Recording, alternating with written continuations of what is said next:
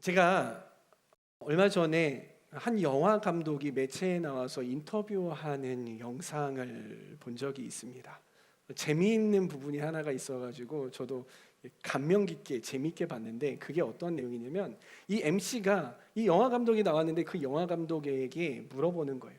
감독님, 어느 한 영화 평론가가 감독님이 만든 이 장면 중에서 이 장면을 보고 이렇게 이 장면이 이러한 것들을 뜻합니다라고 그렇게 평가를 했더라고요. 과연 그렇습니까? 이게 정말 사실입니까? 감독님 그걸 정말 의도했어요? 의도했다면 정말 대단한 건데, 대박인데 막 하면서 감독을 띄우면서 그러는 거예요. 감독이 뭐라고 이야기했을까요? 감독이 시익하고 웃으면서 정말 죄송한데요, 제가 그렇게 의도하지 않았는데 참 꿈보다 해몽이 더 좋네요 라고 이야기를 하더라고요.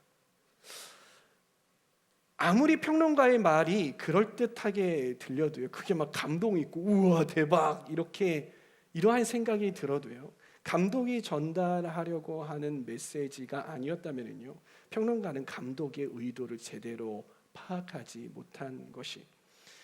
여러분, 이 성경에는요, 하나님이 전달하고자 하시는 그 뜻이 담겨 있다라는 거 여러분 모두 다 알고 계시죠? 그런데 이 성경을 내가 이해하고 싶은 대로, 내가 읽고 싶은 대로, 내가 감동받고 싶은 대로 성경을 읽는다면 과연 그거는 제대로 읽는 것일까요? 아닌 거예요. 그리고 그것을 하나님의 말씀이라고 굳게 믿고 우리 삶 가운데 막 적용해내는 거야. 말씀이 이렇다고 하니까 내 마음대로 적용을 해버리는 거예요. 그 적용 올바른 걸까요? 아니에요. 뭔가 은혜롭게 보이지만 올바로 된 적용이 아닐 가능성이 너무나도 농후합니다. 그렇기에 하나님의 말씀을 우리가 살아내야 되잖아요. 나의 생각이 아니라 하나님의 말씀을 우리가 살아내야 한다고 제가 저번 시간에 말씀을 드렸잖아요. 어떻게 하면 우리가 하나님의 말씀을 잘 읽어낼 수 있을까인 것이죠. 우리는 말씀을 통해서 하나님께서 원하시는 분명한 뜻을 읽어낼 줄 알아야 하는데, 이게 쉬울까요? 어려울까요? 쉬울까요? 어려울까요? 어렵죠. 그러나 어렵다고 느끼겠죠. 그러나 너무나도 쉽습니다. 우리가 성경을 읽을 때요, 왜곡 없이 읽어내기만 하면 성경은 너무나도 쉬운 책이에요. 근데 우리가 성경을 읽을 때 왜곡하면서 읽기 때문에 성경이 어려운 책이라고 받아들여진다라는 거예요. 근데 왜곡 없이 읽기 위해서 그 방법이 너무나도 쉬운 것이죠. 근데 우리는 그 방법을 다 알고 있음에도 불구하고 사용하지 않습니다. 그걸 여러분들과 오늘 함께 나눠보려고 하는데요, 어떻게 하면 왜곡 없이 성경을 읽어낼 수 있을까요? 그것은요, 성경을 책으로 읽어내면, 성경을 글로 읽어내면 왜곡 없이 읽어낼 수 있습니다. 뭐야? 막 이런 표정으로 쳐다보시는데, 성경을 책으로 글로 읽어내면 우리가 성경을 왜곡 없이, 최소한 왜곡 없이 읽어낼 수 있다라는 거예요. 이 말이 무엇이냐면요, 성경은 기본적으로 뭘로 되어 있어요? 이거 뭐예요? 책이죠. 책으로 되어 있어요. 책으로 되어 있다고. 보면 책은 글쓰기 방법에 의해서 쓰여진다고요. 소설은 소설의 글쓰기 방법으로 쓰여지고요. 시는 시의 글쓰기 방법이 있어요. 그리고 수필은 수필의 글쓰기 방법이 있다고요. 그러한 방법들이 있는 거예요. 그러면 독서법은 어때야 합니까? 그 글쓰기 방법에 의한 독서법을 해야 하는 거죠. 근데 우리가 이거를 배웠습니까? 안 배웠습니까? 다 배웠다고. 여러분들 초등학교 때 배우고요, 중학교 때 배우고, 고등학교 때 막 언어 영역 해가면서 배웠어요. 다 배웠어요. 학교에서는 그런 독서법을 배우지만요, 성경을 읽을 때에는요, 그런 독서법을 활용하지 않는다는 게 문제라는 것입니다. 뭔가 성경을 읽을 때에 우리가 문맹이 되는 경우가 너무나도 많아요. 물론 성경이 가진 특수성이 있어요. 특수한 방법으로 읽어야 하는 내용이 분명히 존재합니다. 그러나 그런 것들은 그렇게 많지가 않다고요. 그렇게 많지가 않아요. 우리가 아는 독서법을 활용해 가지고 읽으면 풀릴 수 있을 만한 것들이 너무나도 거의 대부분이라는 거예요. 근데 그런 부분들은 다 제쳐놓고 나는 이 말씀을 가지고 영해를 해봐야 되겠다. 이 말씀을 뭐 어떻게 해봐야 되겠다. 말씀을 자꾸 이상한 방향으로 읽으려고 하니까 아주 상식적인 방법이 아니라 상식적이지 않은 방법으로 자꾸 특수한 방법으로 읽어내려고 하니까 성경이 어려운 거죠. 어려울 수밖에 없죠. 그렇겠죠. 성경을 먼저 책으로서 읽어낸 다음에 특별한 방법으로 읽어내도 결코 늦지 않는다라는 거 여러분 기억하시고 책으로서 한번 읽어보자라는 권면을 여러분들에게 좀 드리기를 원합니다. 그러면 우리가 책으로서 어떻게 성경을 읽을까에 대해서 함께 알아볼 텐데 첫 번째는 뭐냐면요. 성경의 내용을 정확하게 파악한다. 너무 쉽죠? 성경의 내용을 정확하게 파악해야 돼요. 우리가 성경을 읽으면서 성경의 내용을 정확하게 파악해야 돼요. 우리가 수능 공부할 때 언어 영역에서 왜 문제를 틀립니까? 문제를 틀리는 이유는 그 지문을 정확하게 읽지 않아서 틀리는 거예요. 한 그 언어 영역 전문 강사가 이러한 이야기를 했대요. 마음만 앞세워 대충 읽고 문제를 풀면 실수를 일으킨다. 이 수능 보는 사람들이요, 시간이 조급하니까 어때요? 시간은 막 쫓겨오고 나 이거 빨리 읽어, 나 이거 빨리 다 풀어야 돼라는 그런 마음이 드니까 그런데 그 지문을 보니까 지문이 어때? 짧아요? 요즘 막 수능 지문이 왜 이렇게 길어? 이만큼 긴 거야. 야, 이거를 언제 다 읽고 언제 다 풀어? 그러니까 어떻게 읽습니까? 호락 하고서는 푸는 이거야. 대충 읽는 거야.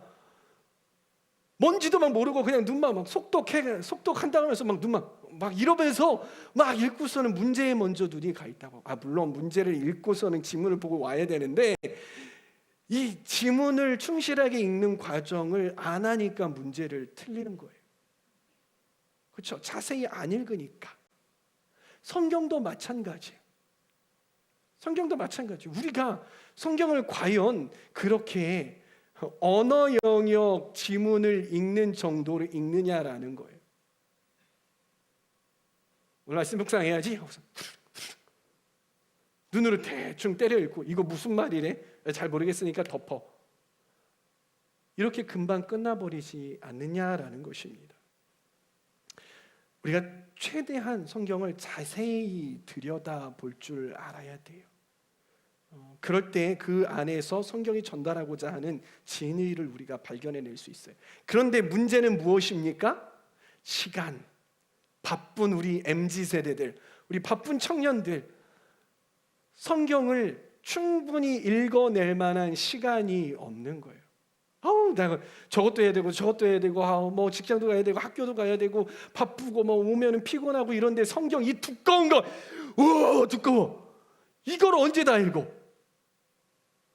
이러한 생각을 가지고 성경을 대하지 않기 때문에, 성경을 읽지 않기 때문에 성경이 어렵죠. 읽어야 된다면 그냥 잠깐 읽으니까 성경이 어려운 거예요. 그래서는 결코 성경의 내용을 파악할 수가 없어요. 그러기 위해서 제가 여러분들에게 성경을 자세히 읽기 위해서 두 가지를 여러분들에게 추천합니다. 그건 뭐냐면 첫 번째, 정해진 시간과 장소를 확보하세요. 제가요 세상에 친구하고 PC방에 갔는데요, 청년 때 PC방에 갔는데 그 친구가 거기서 뭘 했는지 아세요? 성경책을 펴놓고 읽더라고요. PC방에서 성경책을 펴놓고 읽어. 저쪽에서 으악 하는 막 비명 소리와 저쪽에서 두두두두두두두두두. 그때 스타크래프트가 그래도 유행이었거든요. 막 저글링이 막 녹아져 내리는 그 소리를 들어가면서 성경을 펴놓고서는 하나님의 말씀을 읽고 앉아 있는 거예요.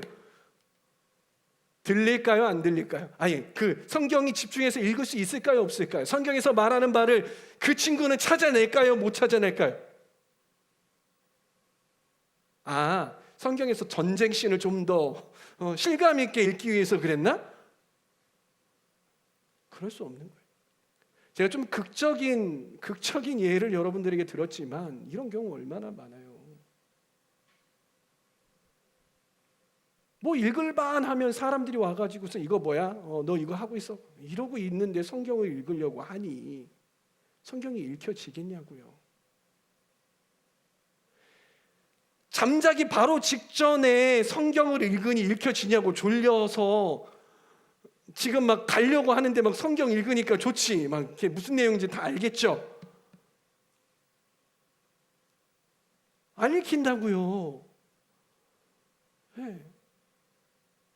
내가 성경을 자세하게 읽을 수 있는 시간과 장소를 확보하셔야 됩니다. 아시겠죠? 그리고 두 번째는 무엇이냐면요, 소리 내서 한번 읽어보세요. 어떻게? 소리 내서. 우리가 눈으로 읽잖아요. 눈으로 읽으면은요, 이런 아주 우리 뇌가 이렇게 멀티가 가능하다는 걸 알 수 있어요. 눈으로 읽잖아요. 눈은 글자를 막 따라가요. 내 생각은 다른 데 가 있어. 이게 가능할까 안 가능할까? 가능한지 안 가능한지 모르겠죠. 성경을 읽어봤어야지. 미안해요, 너무 무시해서. 그런 경우가 정말 많아요. 근데 소리내서 읽잖아요. 그래도 소리내서 읽는데 생각은 다른데도 가기도 하기도 하거든요. 근데 이런 경우는 그렇게 많지가 않아요. 소리내서 읽으면 성경이 집중이 돼요. 집중이 될 뿐만이 아니라 그 소리를 내가 목소리를 내서 읽다 보니까 힘이 있어져요. 그 말씀의 진의가 나에게 막 콱콱 와 박힌다고. 그리고 내가 내는 목소리가 나에게 들려지잖아요.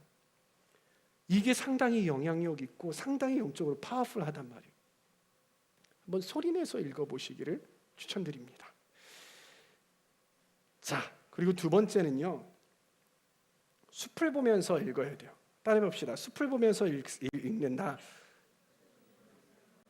숲을 보면서 읽어야 돼요. 언어 영역에서요, 등장하는 문제가 있습니다. 먼저 지문을 주고요, 그리고 그 글의 내용과 맞지 않은 것을 고르세요라는 지문이 나와요. 그 지문을 틀리는 이유가 무엇일까요? 그 지문을 틀리는 이유는요, 그 전체를 다 이해하지 못했기 때문에 틀려요. 내가 요거 하나 아는 거예요. 그 위에 있는 내용, 그 위에 있는 내용, 그리고 결론, 이 기승전결, 여기서 전체적으로 뭐라고 말하는지 모르기 때문에 틀리는 거예요. 그래서 여기 하나 있는 내용, 요거다 하고서는 눈에 확 띈다고 그거 딱 체크하면은 틀리게 되는 거예요. 그 수능 출제강들이 아주 교묘하게 그런 것들을 잘하거든요. 글자 하나 바꾸고 이렇게 해서. 성경도요. 여러분 성경을 어떻게 읽으세요? 앉은 자리에서 창세기 한 권 다 읽습니까? 그러는 사람이 많지가 않아요. 왜? 우리 MZ세대 애들에게는 시간이 없기 때문에, 너무 바쁘기 때문에. 끽해 봐야 2장, 3장, 4장, 5장 요 정도 읽고 우와 많이 읽었다 하고선 그만 내려놓는 거죠. 물론 그렇게라도 성경을 읽으셔야 됩니다. 그리고 그렇게 읽는 것도 유익해요. 그런데 제가 추천하는 방법은 창세기면 창세기 한 권을 앉은 자리에서 다 읽는 거예요. 앉은 자리에서 출애굽기면 출애굽기 다 읽는 거예요. 그러면 여러분들이 무엇을 경험하게 되냐면요, 창세기에서 무엇을 말하고 있는지 메인 팀과 하나님의 마음과 하나님의 의도들이 다가오게 되는 거예요. 근데 우리는 어떻게 읽느냐면은 말씀 묵상 하셔야 돼요. 근데 말씀 묵상할 때 끽해봐야 우리가 한 10대 구절 읽고서는 그 다음날 또 10대 구절, 12구절, 그 다음날 10대 구절, 14구절 계속 이렇게 읽기에 우리가 너무 익숙해져 있는 거예요. 그러니까 계속 그렇게 읽기에 익숙해져 있으니까 여러분 전날 읽은 거 여러분 기억하십니까? 한 40%가 날아가요. 그리고 이틀 전에 읽은 거 기억납니까? 한 20%만 남아있어요. 3일 전에, 며칠 전에, 5일 전에 읽은 것들이 다 날아가 버린다고요. 내 기억하면 뭘 읽었는지 잘 모른다고. 그런데 전체의 글을 매일매일 그렇게 읽어가지고 읽는다고, 조금씩 나눠서 읽는다고 이거를 다 파악이 된다고요? 아니요, 그렇지 않아요. 그렇기 때문에 한 권 전체를 앉은 자리에서 읽는 거예요. 시간이 없어요. 괜찮아요. 시간이 없어도 저기 뒤에 가가지고, 이런 시간 없을 때에는 저 뒤에 가가지고 요한 1서 이런 거 읽어, 요한 2서, 요한 3서 이런 거 시간 없을 때는 그런 거라도 읽으시라고요. 한 권 다 읽는 거잖아. 그러면 그 짧은 그 성경의 이 전체적인 맥락을 여러분들이 다 파악을 할 수 있게 되는 거예요. 그런데 여러분들이 갑자기 하나님이 오늘 좀 성경을 깊이 읽어야겠다라는 그런 마음이 들면 모세오경 같은 거 읽는 거예요. 역사서 같은 거 읽는 거예요. 어떻게 앉은 자리에서. 그럼 그게 다 들어온다고요. 전체적인 맥락이 여러분들 마음 안에 머릿속에 남는다고요. 아셨죠? 그렇게 읽어보시면 좋을 것 같습니다. 그리고 세 번째는요, 성경의 기본 지식을 알고 읽으십시오. 따라해 봅시다. 기본 지식을 알고 읽자.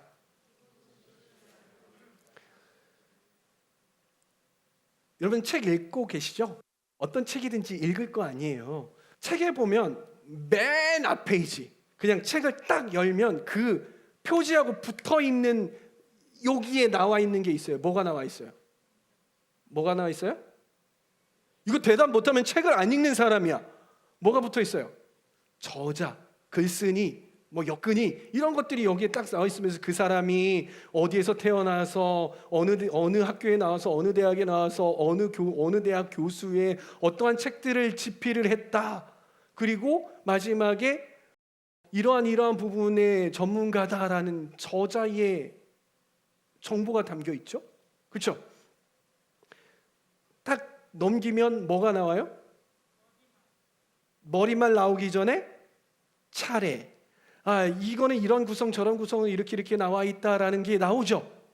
그리고 머릿말이 들어가. 물론 차례하고 머릿말하고 바뀌기도 하지만 머릿말에서는 무슨 이야기가 담겨 있어요? 머릿말에서는 내가 이 글을 쓰는 이유는 문제 제기, 쓰는 이유, 쓰는 목적, 이러한 것들이 나온단 말이에요. 그리고 내가 누구에게 씁니다라는 이러한 내용들이 나오잖아요. 그렇죠? 그러면서 누구에게 또 이러한 사람들이 읽으면 좋겠습니다, 이런 사람들을 대상으로 이 글을 썼습니다라는 것들이 나오죠. 그리고 이 글을 쓰면서 이런 사람에게 어떤 것이 도움이 되었으면 좋겠습니다라는 이러한 내용들이 나오잖아요. 그렇죠? 우리는 이것들을 읽어요, 안 읽어요? 안 읽으면 그 책 읽는 거를 모르는 문맹이시고요. 그것들을 읽잖아요, 대부분이. 그렇게 읽는단 말이에요. 그걸 통해서 이 책이 무슨 말을 하려고 하고 있구나라는 것들을 우리가 파악을 할 수가 있게 되는 거죠. 성경 뭐라고 해요? 책이라고요. 책이야. 왜 그런 것들을 알아보지 않고 공부하지 않고 아무런 지식도 없이 이 책이 도대체 뭔지도 모른 채 그냥 막 읽어내는 거예요? 무슨 자신감으로? 여러분 이런 거 공부하려고 찾아본 적 있으십니까? 많은 사람들이 이거 찾아보려고 하지 않는 거예요. 무섭대. 그걸 어떻게 찾니? 이단한테 빠질 것 같아. 여러분 인터넷에 서칭하잖아요. 백과사전에 이거 다 나오거든요. 근데 우리는 성경 한 권을 창세기면 창세기 읽으려고 하는데 누가 쓴 건지도 몰라. 언제 쓴 건지도 몰라. 왜 썼는지도 몰라. 어느 시대에 썼는지도 몰라. 이걸 통해서 누구에게 썼는지도 원독자도 몰라. 그래놓고선 읽으니 어렵죠. 어렵죠. 조사하셔야죠. 여러분 성경책에 보면은요, 조금 거의 대부분의 성경책이 다 앞에 개관이라는 게 있어요. 저자 나오고요. 저자 나오고 이 글을 왜 썼는지, 언제 썼는지,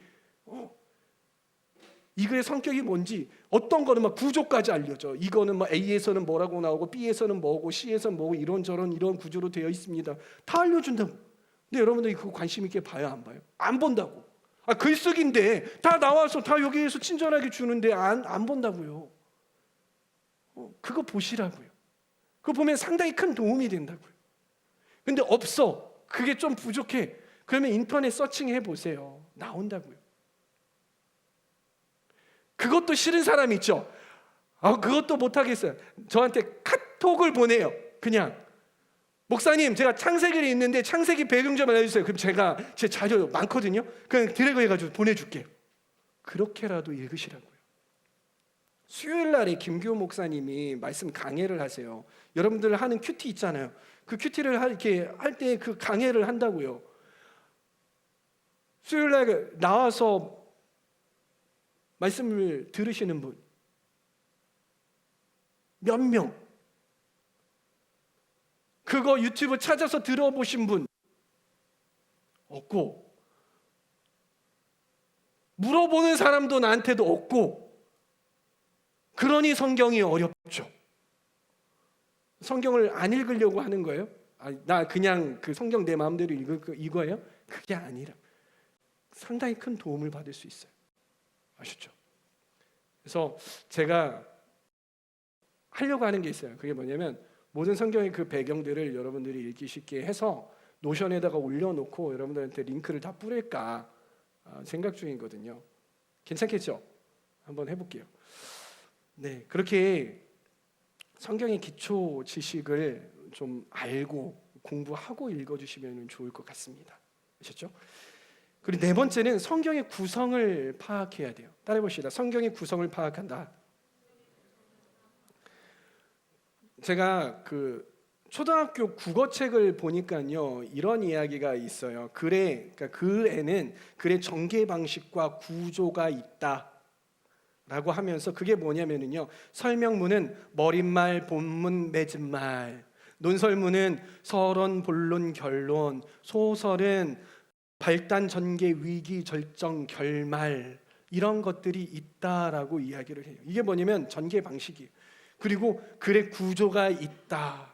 예컨대 원인과 결과, 비교와 대조, 문제와 해결, 열거, 서사 등 이러한 것들이 있다. 글을 읽을 때에는 이러한 전개 방식과 구조를 생각해 가면서 읽는다라고 초등학교 교과서에 쓰여 있습니다.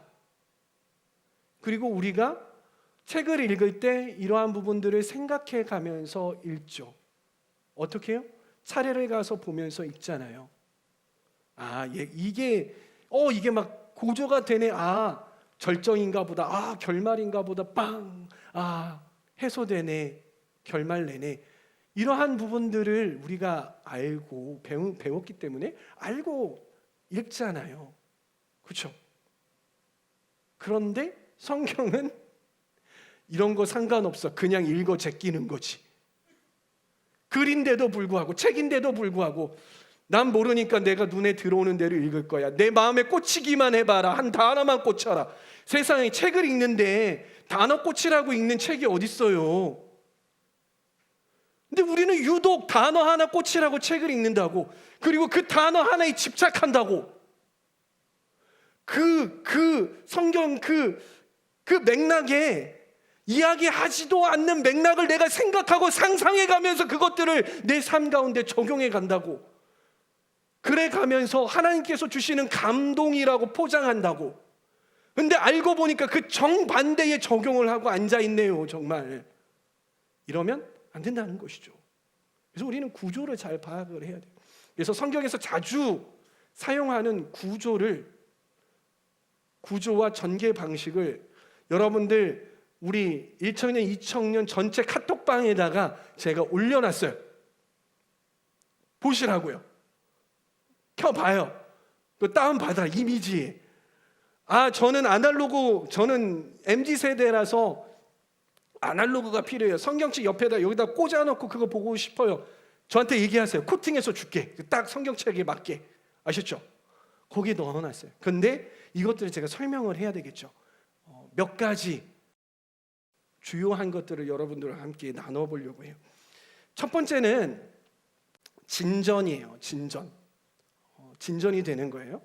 동일한 단어나 개념 또는 현상에 대해서 2번 이상 반복이 되면서 그것이 점점 강조되거나 확장하는 것이라고 해요. 이게 뭐냐면, 연애를 할 때 꼭 이런 사람이 있어.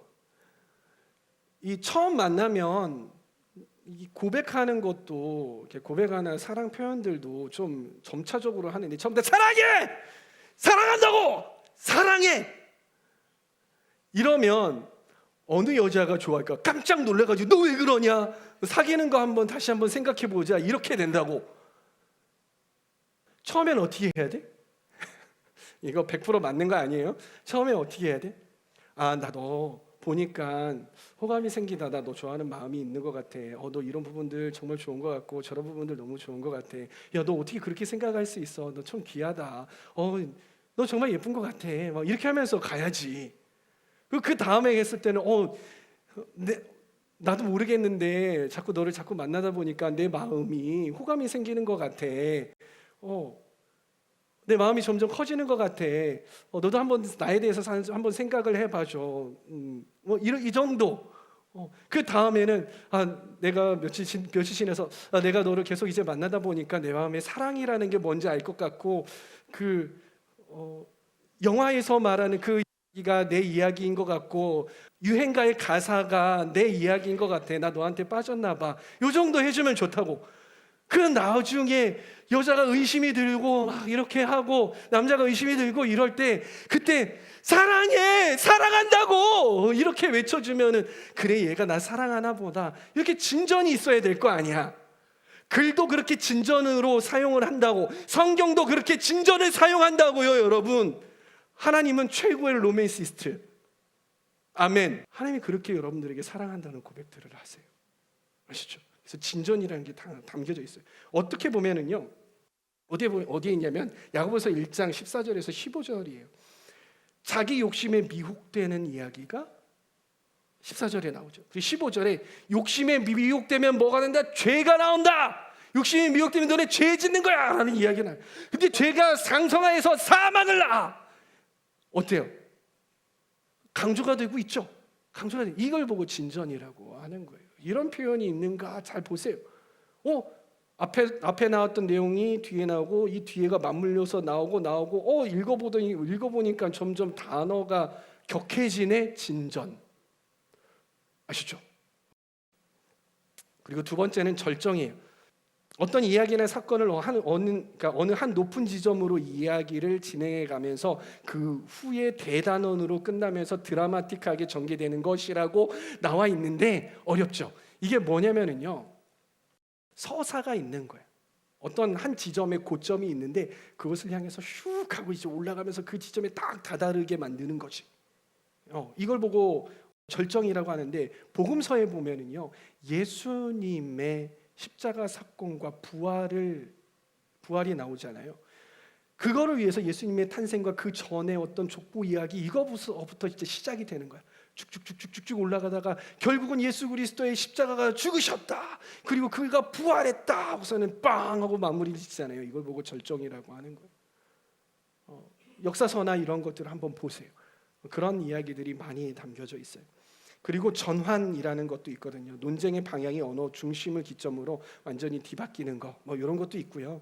샌드위치가 있어요. 샌드위치가 뭐냐면은요, 두 가지 이야기가 나오는데 이 한 가지 이야기를 가운데에다가 두고 똑같은 이야기를 앞하고 뒤하고 이야기를 하는 거예요.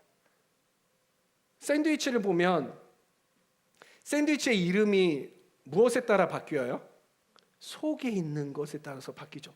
그 속에 계란이 들어가 있으면 에그 샌드위치, 그 속에 햄이 들어가 있으면 햄 샌드위치, 그 속에 치즈만 들어있으면 치즈 샌드위치, 이렇게 된다는 거죠. 그러면 이 샌드위치 구조는 뭐가 중심일까요? 가운데 들어있는 게 중심이겠죠. 고린도전서 12, 13, 14장 이야기가 나와 있어요. 12장에서 은사에 대해서 쭉 이야기를 하죠. 그리고 14장에 또 은사에 대해서 쭉 이야기를 해요. 근데 생뚱맞게 가운데에 13장에 사랑이 없으면 울리는 꽹과리와 같고, 이런 이야기들이 쭉 나와요. 그리고 맨 마지막에 믿음, 소망, 사랑, 그 중에 제일은 사랑이라 하면서 사랑에 대해서 빡 곡집어. 갑자기 왜 이러지? 왜 은사 나왔다가 또 뒤에 은사가 나오는데 가운데에 사랑이 나오냐고. 이거는 저자가 가운데 사랑을 강조하고 싶은 거예요. 고린도 교회요, 당신들이 그렇게 은사가 많고 그간에 분쟁이 많고 그것들에 대해서 여러분들이 풍성하여서 뛰어나지만 그 모든 것들을 아우르고 담을 수 있는 건 사랑입니다. 서로 사랑함으로 질서를 유지하십시오. 공동체를 사랑함으로 섬기십시오라고 말하고 있는 게 이 고린도전서 13장이라고요. 이러한 구절을 보고 읽으면 여러분들이 혼란스럽지 않아요? 그렇네. 이러한 이야기를 할 수 있는 거예요. 그리고 이거 좀 비슷한 게 뭐냐면 교차대구라는 말이 있어요. 그러니까 카이아즘이라는 게 있거든요. 이거는 뭐냐면요, 특정한 주제를 강조하기 위해서 두 개 이상의 주제를 대칭적으로 배열하는 것이에요. 여러분들 이제 보면은 에베소서 6장 10절에서 13절 이야기를 보면은요, 이렇게 돼 있어요. 전신갑주를 입으라는 이야기가 나오는데, 전신갑주를 입는 이유에 대해서 맨 앞에 이야기하는데, 그 똑같은 이야기가 이 뒤에 가서 똑같이 이야기를 해. 근데 또 하나 또 특이한 거는, 또 갑자기 하나님이 명령을 해. 하나님의 전신갑주를 입으라라고 이야기를 한다고요. 근데 그 똑같은 이야기가 여기에도 나와. 하나님의 전신갑주를 취하라. 단어만 조금씩 바꿔가지고 똑같은 이야기를 한다고. 그러면서 가운데에 우리 상대는 혈과 육이 아니야. 한 영에 대해서 우리가 상대하는 거야. 이런 이야기를 한단 말이에요. 자, 요것도 샌드위치하고 비슷한 기법인데, 여기에서 중심은 뭐예요? 요거라고. 요 이야기를 하고 싶어서 이런 것들을 이야기하는 거예요. 무슨 이야기인지 아셨어요? 또 이걸 읽으면 무엇이 중심 주제인지 알 수 있는 거예요. 한국말은 어때요? 끝까지 들어봐야 안 돼요. 왜? 서술어가 맨 뒤에가 있어. 오늘 비가 오는데 나 우산 들고 집에 하면 벌써부터 이제 걱정이 되는 거. 뭔 얘기를 하려고 그러지? 뭐 결론을 모르겠어요. 집에 가지 않을 거야. 뭐 이렇게 이야기하면은 비 오는데 우산 안 들고 어떻게 집에 가? 이렇게 되는 거예요. 끝까지 들어봐야 되죠. 그래서 우리의 결론들은 되게 뒤에다가 놓는 경우가 많아요. 미과식으로 놓는 경우가 많죠. 그리고 서양 사람들은 의식 구조상 동사가 어디 있어요? 앞에가 있어요. 주어 다음에 있기 때문에 이미 결정이 돼서 말이 결정이 돼 있어. 근데 이 이스라엘 사람들은요, 의식 구조 중에 하나가 이거예요.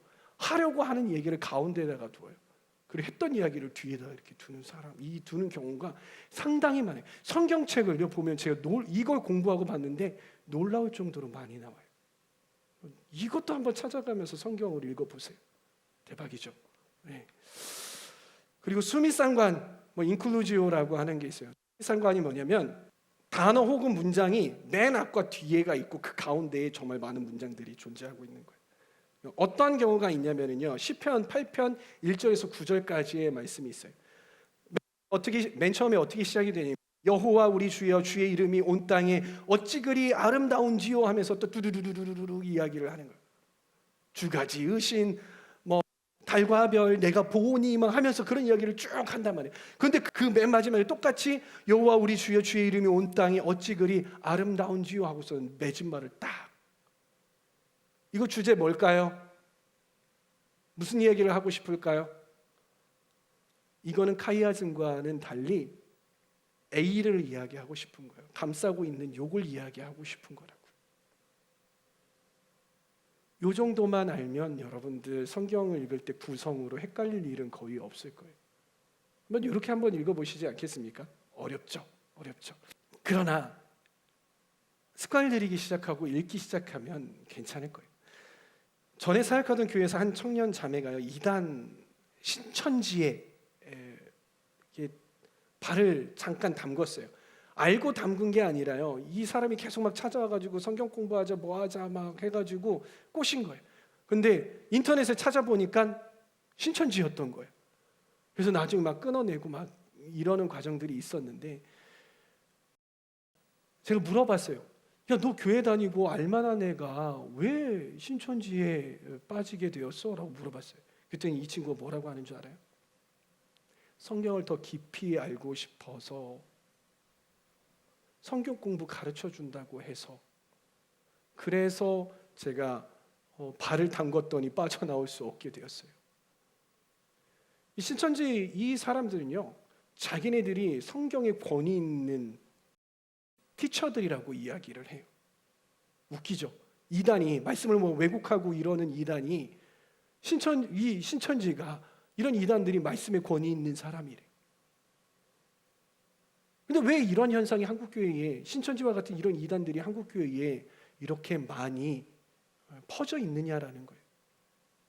그 무엇이냐면, 많은 한국교회에서 말씀을 제대로 가르치지 않기 때문 아닌가. 말씀을 제대로 가르치지 않아서이지 않은가라는 그러한 생각을 해봅니다. 실제로 행사는 많이 하지만 성경을 끈기 있게 체계적으로 가르치지 못하는 교회들이 많았고 그리고 아직도 많다라는 것을 볼 수 있습니다. 저는 청년들에게 목사님 저 영어 과외 좀 해주세요 라는 사람이 있었어요 실제로. 그리고 목사님 저 탁구 강습 좀 해주세요 라는 사람이 또 있었어요. 목사님 저 기타 과외 좀 해주세요 라는 사람도 있었어요. 그래서 실제로 우리 주민족교회 와가지고 기타 강습도 했죠. 그런데 저는 단 한 사람도 저한테 와가지고 목사님 저 성경에 대해서 알고 싶어요, 성경 과외해 주세요라고 하는 사람 단 한 명도 보지 못했어요. 제가 아까 누구 어떤 모 자매하고 이야기를 하는데 너무 부담스럽대요. 너무 길어서요.